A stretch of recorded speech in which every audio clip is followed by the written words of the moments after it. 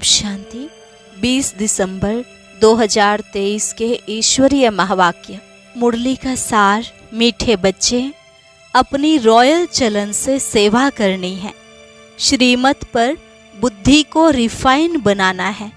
माताओं का रिगार्ड रखना है। प्रश्न, कौन सा कर्तव्य एक बाप का है, किसी मनुष्य का नहीं? उत्तर, सारे विश्व में पीस स्थापन करना यह कर्तव्य बाप का है। मनुष्य भल कितने भी कॉन्फ्रेंस आदि करते रहें, पीस हो नहीं सकती। शांति का सागर बाप जब बच्चों से पवित्रता की प्रतिज्ञा कराते हैं, तब पीस स्थापन होती है। पवित्र दुनिया में ही शांति है। तुम बच्चे यह बात सबको बड़ी युक्ति से और भव्य से समझाओ, तब बाप का नाम बाला हो। मुरली के मुख्य पॉइंट्स। बाबा ने कहा, मुझे ज्ञानी तु आत्मा बच्चे बहुत प्रिय हैं, लेकिन ऐसा भी नहीं कि योगी प्रिय ना हो। जो ज्ञानी होंगे वह योगी भी जरूर होंगे। योग बिगर धारणा नहीं होगी। जिनका योग नहीं है तो धारणा भी नहीं है, क्योंकि देह अभिमान बहुत है। तुम बच्चों को दिन प्रतिदिन पॉइंट्स तो मिलती रहती हैं, तो युक्ति रचकर औरों को बड़े भव्य से समझाना है। समझाने की पावर योगी में बड़ी अच्छी होगी। फिर बाबा ने कहा, माताएं हैं गॉडेस ऑफ नॉलेज, तो गोपों को इन्हें रिगार्ड देकर आगे रखना चाहिए। इसमें देह अभिमान न आए। यह माताएं ही जीवन पलटाने वाली, मनुष्य को देवता बनाने वाली हैं। जिन्हें बाप से वर्षा लेना है वह तो जरूर समझेंगे, बाकी जिनकी तकदीर में नहीं है, अर्थात जिनको दास दासी बनना है, वह क्या समझेंगे?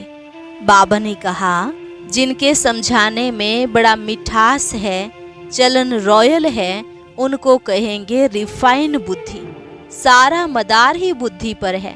यहाँ तो छोटे छोटे भी तीखे जा सकते हैं। भले आयु में बड़े हैं, लेकिन ज्ञान नहीं है तो वह छोटे ही ठहरे। और लास्ट में बाबा ने कहा, अभी तुम ईश्वर के बच्चे बने हो, उनसे अपना वर्षा लेने के लिए। तुमको ही स्वर्ग में फिर दैवी वर्षा मिलता है। तुम जैसा खुश नसीब व सौभाग्यशाली और कोई नहीं। इसलिए तुम बच्चों को कितना खुशी का पारा चढ़ा रहना चाहिए। अच्छा, मीठे मीठे सिकिलधे बच्चों प्रति माता पिता बाप दादा का याद प्यार और गुड मॉर्निंग। रूहानी बाप की रूहानी बच्चों को नमस्ते। रूहानी बच्चों की रूहानी बाप दादा को नमस्ते नमस्ते, गुड मॉर्निंग। धारणा के लिए मुख्य सार। पहली पॉइंट, बाप का प्रिय बनने के लिए ज्ञानी और योगी बनना है। देह अभिमान में नहीं आना है। दूसरी पॉइंट, मुरली चलाने का हौसला रखना है। अपनी चलन से बाप का शो करना है। बातचीत बड़े मिठास से करनी है। वरदान, कर्म भोग को कर्म योग में परिवर्तन कर सेवा के निमित्त बनने वाले भाग्यवान भव। कर्म भोग को कर्म योग में परिवर्तन कर सेवा के निमित्त बनने वाले भाग्यवान भव। तन का हिसाब किताब कभी प्राप्ति व पुरुषार्थ के मार्ग में विघ्न अनुभव ना हो।